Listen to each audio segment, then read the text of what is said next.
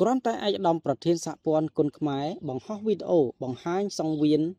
គុនខ្មែរស្តង់ដារអន្តរជាតិនៅលើ Facebook Page របស់ឯកឧត្តមមិនបានប៉ុន្មានម៉ោងផង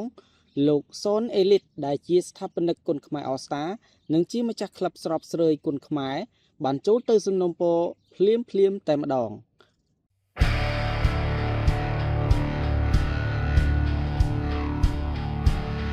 ប្រិយមិត្តជាទីរាប់អានកាលពីថ្ងៃទី31ខែមីនាឆ្នាំ2026ឯកឧត្តមខៅឆាយប្រធានសហព័ន្ធគុនខ្មែរបានបង្ហោះវីដេអូមួយដោយភ្ជាប់នឹងសំណេរថាសង្វៀនស្តង់ដារអន្តរជាតិមួយបានចេញជារូបរាងនិងចាប់ផ្ដើមដំណើរការឆាប់នេះបងប្អូនអ្នកស្នេហាកីឡាប្រដាល់គុនខ្មែរទាយមើលតើសង្វៀននេះនៅទីណាដោយមិនទុកយូរលោកសូនអេលីតទំនងជាឃើញសង្វៀនស្អាតក៏នឹកដល់សណ្ដាប់ធ្នាប់ជុំវិញសង្វៀនក៏លើកជាសំណូមពរថាសង្វៀនស្តង់ដារស្អាតណាស់ប៉ុន្តែខ្ញុំសូមសំណូមពរឯកឧត្តមសូមកុំឲ្យមានអ្នកឲ្យទឹកឈរចិត្តជុំវិញរិញច្រើនលើសពី2នាក់អីនិងជាពិសេស